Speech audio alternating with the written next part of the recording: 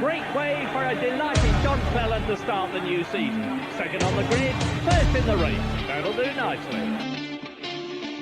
Another 18 left, and will Rydell bog down in the Volvo again? We'll soon know. And the answer is no. We need to work harder. It's not good enough. 2 engines in 2 races. Not acceptable. The team must push harder. Today, my regard engines must step the up and try to build the championship. John Cleland is sandwiched between the 2 BMWs and going for first, says John Cleland. Oh, Matt Neal sideways, championship leader in big trouble sideways, he gets it back again. It's Plato and Matt Neal, side by side. I'm going to rip your face off. You know what that? I'm going to rip your Hey! What are we doing here? Is this stock car racing or is this motorsport? The man's an animal. And Colin Turkington is going to become the champion for the 3rd time in his career with 1 race to stand.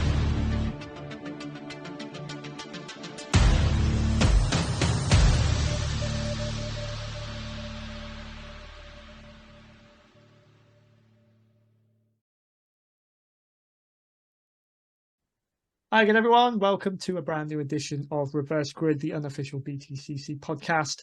I'm Chris Tedford-Blay here, as ever, with my co-host in the hot seat, Lee Tilston. How you doing, sir? Okay. You okay? All good. All good. Yeah, bit warm. We were just saying. It's the sun's decided to pay us a visit for the autumn. So It'll be cold again by the time Silverstone comes along. Well, it will. I'm sure it will. Well, no, it's seen our last couple of race meetings have gone. Yeah, there could be rain, just to throw that in the mix as well, Yeah. Yeah, good. We're here to talk really because we've got a couple of episodes that we can get in now between now and the next meeting. So we're gonna just sort of talk about what happened in Donington. It was obviously a special meet, like we said before, and everyone knows who follows the series already. The first time that the BTCC has graced the Grand Prix loop for 21 years. Yeah. So it was a special one ahead of that. It was different for me. I didn't see any I didn't get to see any of the action until race 3, so I've just literally caught up on it. So that was a bit of a bind for me. But what did you think? What did you think of it the layout? I was going to say, for me, the title race is all but sewn up. I can't see Sutton personally. I know we're jumping ahead before we're going over exactly, tearing apart what happened. I think a bit like when he was leaving Knock Hill, he is firmly, pardon the pun, in the driving seat. It's his championship to lose, and he made good steps at Donington to ensure that that's not going to happen. So I think he increased the lead again, didn't he? Did. So he went from, I think, was it 39 last time to 42 now? So marginally, but it all counts. There's 3 points, but there were 3 less races to go as well, isn't it? So. Exactly. That's a good way of looking at it. Yeah. No, I mean, the way it's going in qualifying, yet again, we called it. I think there's no point. There's no point betting against Napa in the qualifying at the moment. But the irony of all that, I've had all these pole positions, and then they have a car that isn't even able to take part of it because of obviously a spectacular shunt for Dan Camish. Yeah, I didn't. Dan Camish, he must have ran over a black cat, I think, on the way up to Scotland because he's. I think whatever he's done, he needs to go back that way and try and undo some of his misfortune because he's had a really. It's completely wiped him out. Yeah, it's wiped him out of the. He was still in the title race, I thought, going up to Knock Hill. Marginally, it was, yeah. Yeah, because he had good croft, didn't he? But so what happened? Because I didn't see anything in the qualifying, I must admit, because I was away and I didn't even go back to have a look because I found out the results and that. I saw, the aftermath of what actually happened to him. Brake failure apparently, right. Which obviously he's suffered from before in pretty dramatic circumstances. But he suffered from brake failure. And you can see from the footage he takes to the grass and. He goes into the wall backwards, and it was pretty spectacular. I'm bad damage to surprised though. Sorry. It was bad damage to write him out. That's what I mean. Yeah, you don't often see that, do you? You don't often see a car get written off for the weekend. But it obviously was pretty bad. Yeah, so. And we did see him around the weekend and sort of wished him all the best. And but he's Oh, you were there, weren't you? Yeah. yeah. We went There to you go. Donington. Yeah, so Ah, it was cool. chilly, I must say. It was walking around sometimes thinking, I should have I brought an extra couple of layers with me. It was so cold, but total contrast to now. But Kind of, um, it makes. I mean, yeah, it was sort of August bank holiday weekend. You expect it to still be nice, but it is a reminder of how late in the year this competition wraps up. To be honest with you, yeah.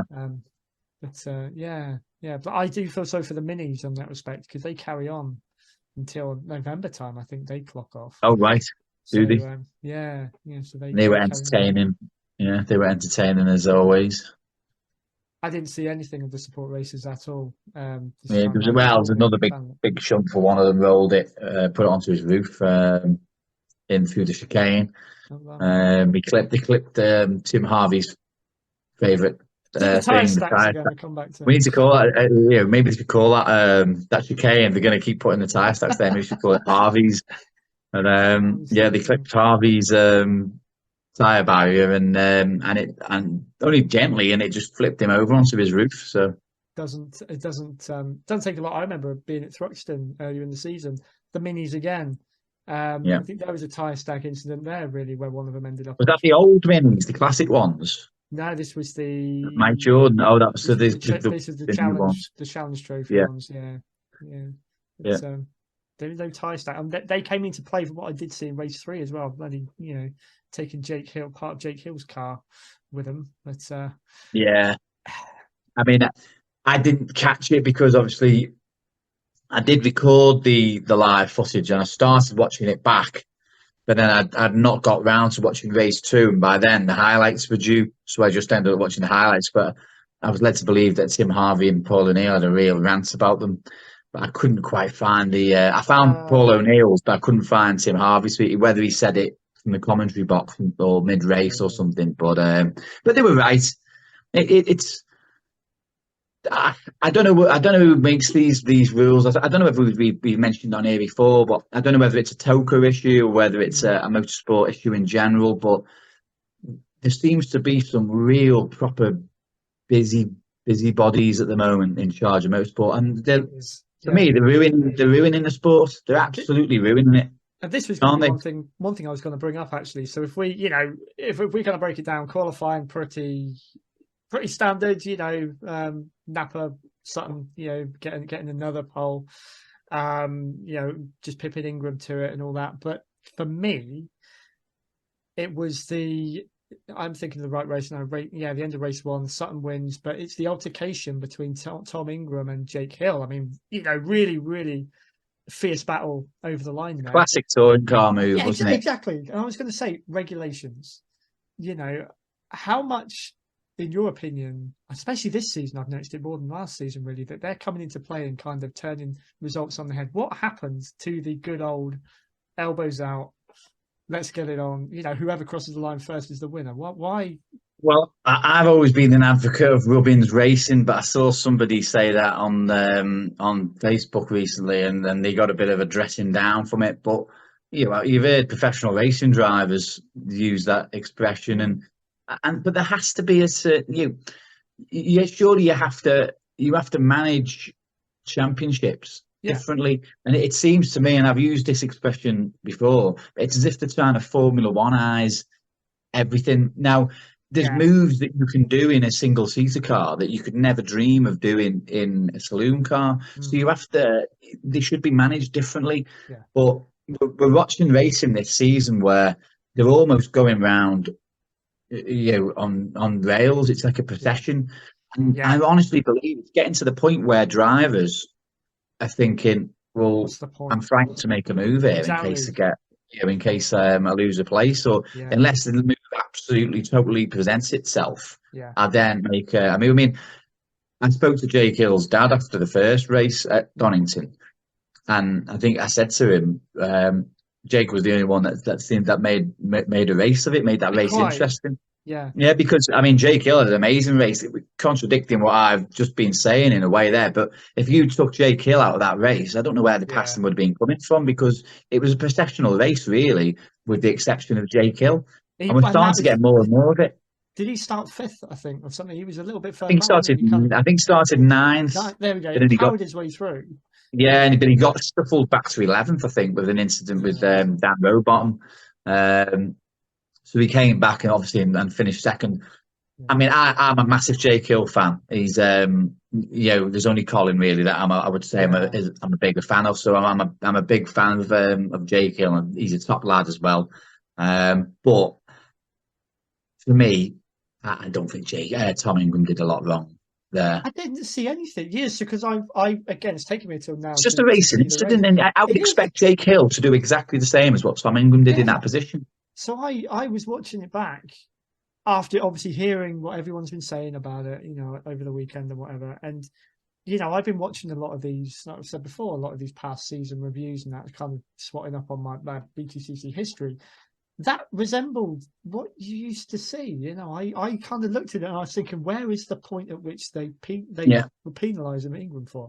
Well, there's 2 examples here that instantly spring to my mind, and one of them was, it might have even been at Donington. It was in the 98 season. It might have been that same corner at Donington between Reed and Rydell, or it might have been at Croft that season where one of them defended the place. I think it was Rydell defending from Reed, and he put Reed on the grass. Yeah. Reed wasn't happy about it. Rydell kept the place. Yeah. That was it. It was part of it. And another fine example of when that goes over the top, where I think it should be penalised. You might remember from 1999, Bolton Park, where James Thompson moved across on Jason Plato, put him on the grass, and Plato did almost like a bucking bronco kind of thing. Bunny hop thing, didn't he? Yeah. Yeah, and Thompson got excluded from the race, and that was totally out of order. That move, you could see he clearly drove him off the track, but that was nothing like it on no. Sunday. And it's just, I don't know who's responsible for these. Like I say, I don't know if it's Togo, if it's MSA, but whoever it is, they seriously need a big think over the winter, because they're killing the sport. And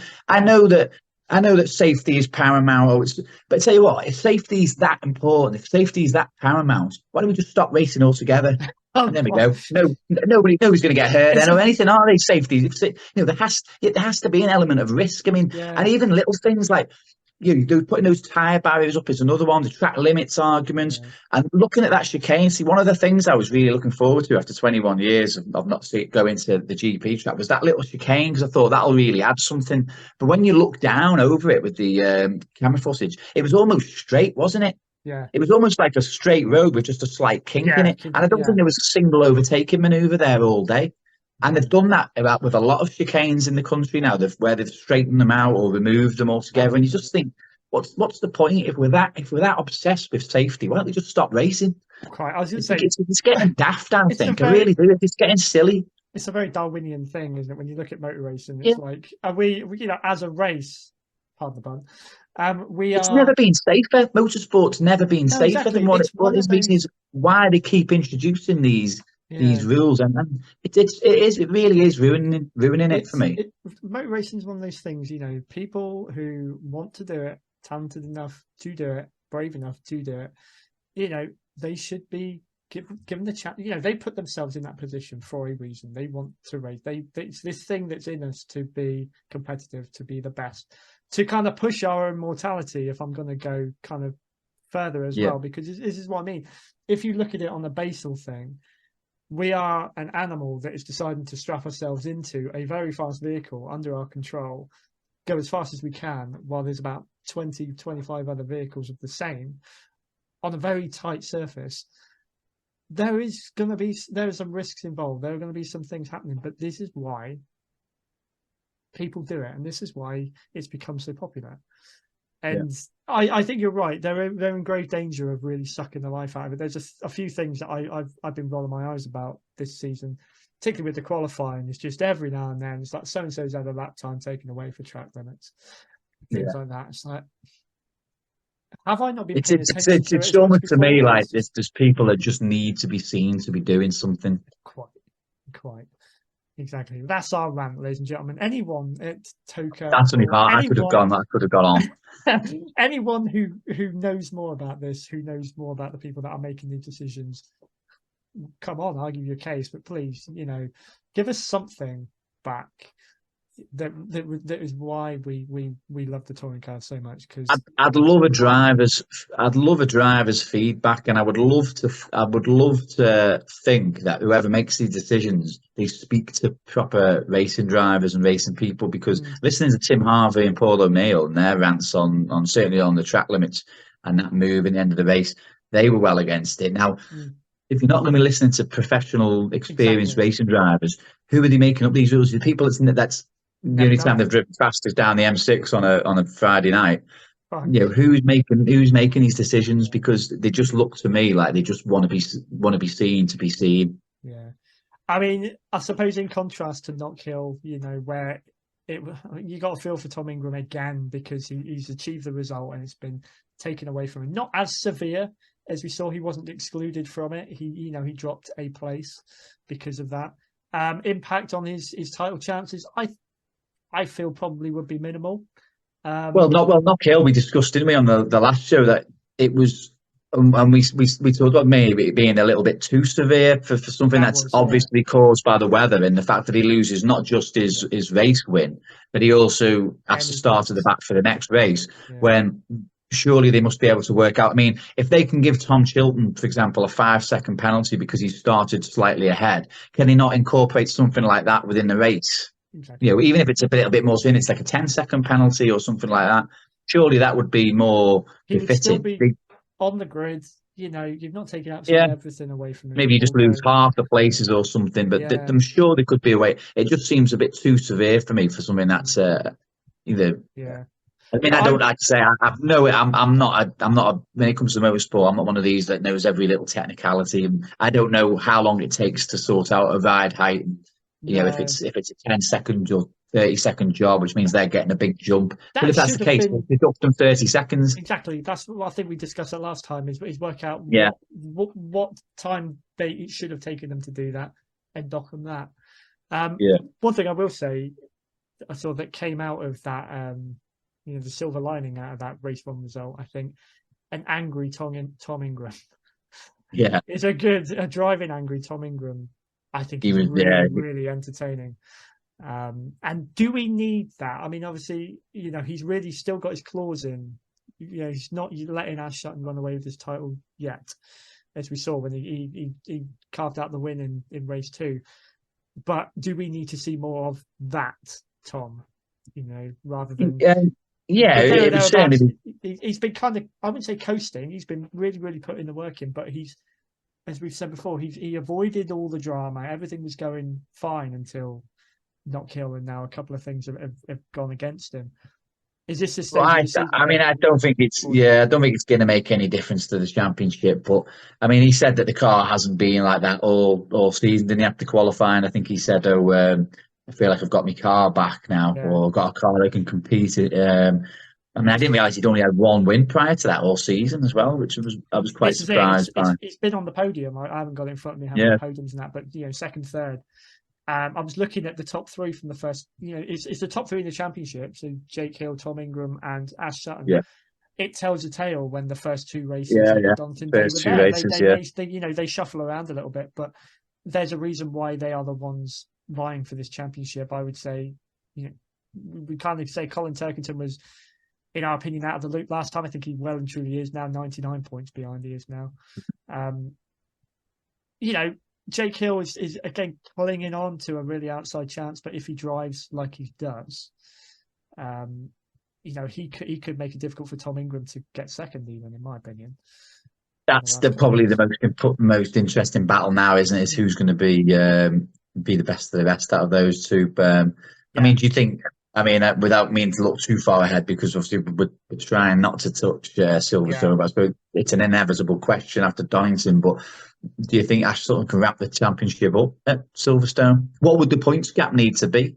I don't know. I've been trying to figure that one I'd out. imagine it's something like 60 odd. How many points is it for a win? Is it 20 points plus there's 20, bonus 21, points? Is it? yeah, that's it. It's 20 plus a bonus. So it's something like, so we have fastest laps and all that. I suppose there's a maximum sort of 22 points per race. So So, 66. so yeah, maybe something like It needs to be 66, higher and than he's on. 66 before Brands. So Yeah. So yeah. So to be fair, it would take Tom Ingram to have a pretty bad Silverstone as well, wouldn't it? And I think it would take sort of him and come Hill on. to have a pretty bad outing for Yeah. Sutton to go that far ahead, because he only gained Yeah. 3 this time. You know, Yeah. they're battling him still, and I think it would need to be something quite drastic. Yeah. I don't want to see it wrapped up before last minute. I like it when it goes down, even if we can go into Brands and say, okay, he could like wrap this up in race 1. If he does, he does. You know, All eyes will be on the Jack Sears Trophy, won't they? If, there we go. There we go. And we were saying we need to turn. I'm getting into the swing of this podcasting now, mate. See the way I set that up? It was effortless. Segues. That's all it's about. Segueing. But yeah, we haven't paid enough attention to the Jack Sears and the independents and that. So I know you've been looking a little bit at it. So what's it looking like then? Now coming out of Donington. So we've got the 2 Vauxhall Power Max teammates leading the way. Watson is first. Yeah, I know you being a Vauxhall man will be pleased with that. And Mikey Doble second. Sam Osborne, who I think's really come on good since the mid-season break, he's third. Dexter Patterson's fourth. And there's only 30 points covering the top 4. And then Ronan Pearson's not that far away either. He's a further 15 points back. So there's 45 points covering the top 5. But like I say, only 30. It's not really. No. Well, it's near enough that, isn't it? Covering Sutton and Ingram. Exactly. So, yeah. I mean, Pearson probably is an outsider, but 30 points covering the top 4 is pretty good. And you'd think Osborne, who's third there, but probably in the best equipment. You know, it's certainly not a two-way. Quite possibly. Right? Yeah, and there's only 15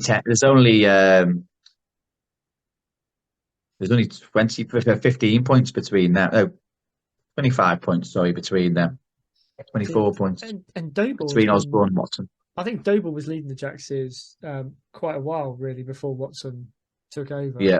There's only 6 points between them. Yeah, so Watson's first on 359, Doble second 345, and Osborne third 335. I've got to admit, I do like the fact that there is a real inter-team battle going on, because I think for me, and again, another guy that deserves a mention, and I'll always try and stick him in there, even though I really should remain impartial, Aron Taylor-Smith.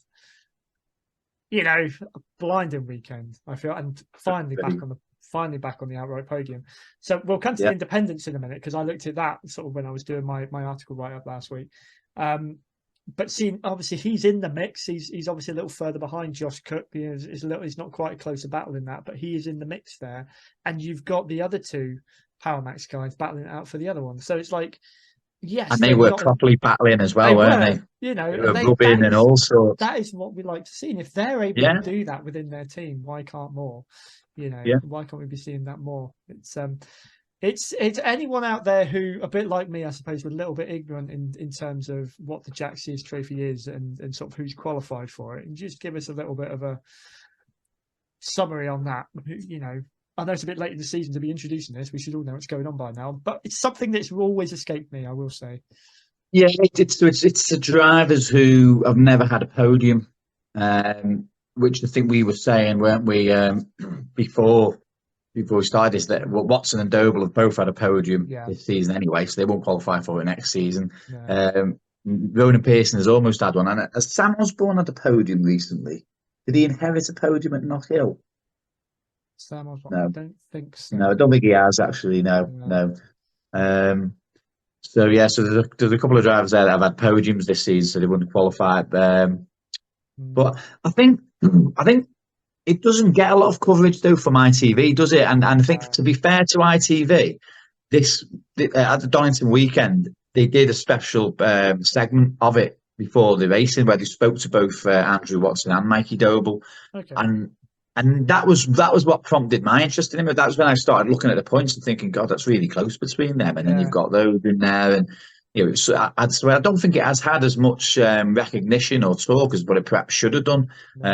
But now that they've mentioned it, hopefully that's something they might focus on a bit more, especially with the main title being a little bit Exactly. We all turn our done attention and to dusted. Yeah. something. I mean, even when you look at the independents, the independence drivers one, I mean, Josh Cook has been in the driving seat, I think, for quite most of the season with that. Although there have been occasions like we've seen at Donington, and I think at Not Kill again, where Aron Taylor-Smith has been there and he's got these higher results than Josh Cook. So he's put himself in the mix. And I mean, let's have a look. So Josh Cook is leading at 385 points at the minute to Aron Taylor-Smith's 293. So it's pretty open. But nearly 100 points, is it? Yeah. Yeah, it's like 92. So, yeah, it's quite a big leap. Yeah, but that's pretty much it. If Aron had been there performing, I mean, all the PMR, I think, has been a fantastic team this season to watch. And may have had a bit of a slower start at the start of the season, but I think, definitely the second half of the season that we've seen, Aron Taylor-Smith in particular has put himself amongst the top guns nearer the top, where Andrew Watson and Michael Dable might not be, they're more sort of midfield, but yeah, Aron has definitely put himself regularly in top 10, and as we saw, I think I worked out it was 7 years exactly. Well, what's the overall standings with that? How does Aron Taylor-Smith compare to Watson and Doble in the overall standings? Is Taylor-Smith in the top 10? No, just out of it, he's 11th in the standings. Watson is 16th. And Mikey Doble's 21st, so he's but he's only 20.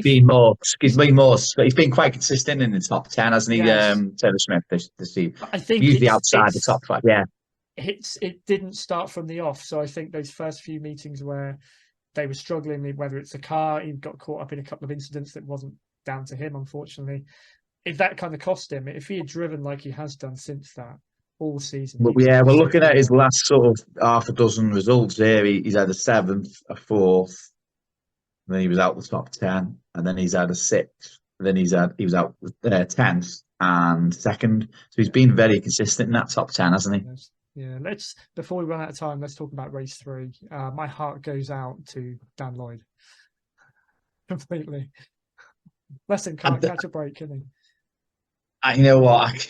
I don't think I've ever felt so gutted for a driver since I honestly can't remember when the last time was. I mean, I felt quite gutted for Dan Camish when he lost the title, but that took a while to kick in as a Turkington fan. At first, it was the opposite effect, but and then you look back and you were gutted for him to lose like that. But I can't think of a time when I've been so disappointed for him, for the team. A team that sort of takes a bit of flack and would have been the perfect way of responding, and really he just drove absolutely faultlessly, didn't he? I mean, and it was in the early part of the race, it was like two parts of. He showed two parts of his racecraft. He had the first half of the race where he was away and gone, and if that safety car hadn't come out for God knows why, I think he would have won the race anyway. But then the safety car did come out. He was under massive pressure from Rory Butcher, and he saw it off. He was defending absolutely brilliantly, and for me, I think Rory had ran out of ideas. I don't think he was going to get past him, and it makes you wonder, doesn't it? If the safety car hadn't come out, I mean, would that breakage have still happened? Or because they were assuming or trying to surmise what the issue was, just after the race. And I think Tim Harvey possibly suggested that he clipped one of the curbs just before that happened. He did, So it might not have happened if he was away and he was just driving his own line. Exactly. But I honestly thought that was a win he needed, the team needed, to really lift himself. And it's just it wasn't even anything. You can't even blame it on anyone. He didn't get tangled up in anything. Well, we were there, and we had the big screen near us. But you're looking at cars coming past, and so you like that kind of looking at the big screen. But you don't want to spend the whole time standing there looking at the screen, or you might as well stay at home. So I do try and watch the cars going past, but you want to keep an eye on the battle. And just as I looked up, I saw him losing the back end and going off. So I wasn't sure if Rory Butcher had tagged him first, because they were pretty close. But then obviously you see the footage back, and it was just a breakage. And Yeah, just absolutely. It's Because he really deserved that. it's bittersweet, isn't it? Because you're very so pleased for Rory Butcher. It obviously meant a lot to him. He's quite emotional. Yeah, well, he was choked as well, wasn't He was, and that's kind of like even he knew, like you said there, he kind of ran out of ideas seemingly. Even he would have known he gifted that win. But you take it however they come. Racing's racing. That's just something that it's one of those incidents that happens. But I don't know how I would have felt. It'd be like, I've got the win, but should I a have moral had it? victory? But yeah, moral victory. But you don't get points for moral victories, do you? But I mean, anyone that's seen that, whether it's fans, whether it's ex-drivers, sponsors, hopefully that goes some way to. Trying to think, can you think of a victor of anything like that? It's maybe a driver that's been denied like that. Right, I can remember being. No, I can remember being at Old Park and when Steve Soper nearly got a win in the Peugeot and he was well ahead, and then that broke down with about 2 laps to go or something, and that was cool. But otherwise, I'm trying to. Not as dramatic. It comes to mind. No, Dan Tammis wasn't winning, I suppose, but that was dramatic. But yeah, it doesn't happen often, does it? But it was such a shame. I really did. Yeah, gutted, and you could see in his interview. I mean, fair play to him for coming out and doing that interview because. I don't think I would have. Yeah, I would have found it hard. I think if I was in that position, it's almost like you feel for the team as well. They have gone through. They've never had a win, have they? They've not had a win. Not had a win that car. I didn't know if they had a win before, but they've had a win full stop. No. So what that would have meant to them, and the fact that it would have gone to Dan Lloyd, who let's remember he's the only one who started the season with Team Hard, who's still there. Is he? Yeah. No, I don't think he is he? Patterson was there at the start of the season, wasn't he? Oh, Patterson. I forget about him. Yeah, and Doable. They've gone through so many. Not Doable, sorry, Butel. I forget. Yeah, you know what? I retract that. I think it's because of the different colour schemes. I mean, the way I see that confused me for about half the season until we were off for the weekend and saw them that many times, and basically then I managed to get in my head right. They've got 6 cars. 2 blue, 2 red, 2 orange. And that was it. All with a bit of black. Yeah, so black and red, black and blue, and black and orange. Because they run Rob Huff, when he was coming back and they said they got 6 cars, they're going to run 5. I was like, 6? Who have they got? 6, of course. I keep forgetting about. And they're all in the same car, aren't they? You don't think there's 6 Coopers or 5 Coopers on the grid. Well, there you go. And I've never seen that. I've never seen that car before until this year. And I see it everywhere on the roads now. As I saw the badge earlier this year, I was like, "What car's that?" And I had to check it up, and I saw it. It's basically Seat. It is. It's their sort of their sports range, yeah. I think whereas Infinity is the premier arm of. Let me get this right. Is it Nissan, Toyota? One of them, Infinity, is like this. It's the premier kind of arm of them. Cooper is to Seat, nice. I believe. Nice cars, I will say that. I feel that is definitely one car that should be doing more. And again, it makes it even more kind of disappointing that had to happen really to him. But there we go. So there we go. I think a little bit. I mean, while we're on a sort of Team Hard Cooper, a little bit underwhelmed by Michael Crease since he's come back. I don't know if he was expecting to really do. I mean, he got a drive, I think, which is great, and the fans love to see him back out there. I don't think it was one that I thought he would be higher up the grid. I thought he'd be knocking on the top 10 a bit more, yeah. And I don't know how many points he scored. Is it the car? Then but I think the car's not bad. Yeah, you look at what Dexter Patterson's done in it, and obviously Dan Lloyd. I don't know. It's a real mix. I don't know enough about the ins and outs of it all, but I kind of expected a bit more from him if I'm honest. And I know he's looking to try and go ahead to it next year, the full program. Whether that would be better with a full. Maybe you got to wonder where his head was when he came back into it, because obviously he was running GT that kind of ended prematurely.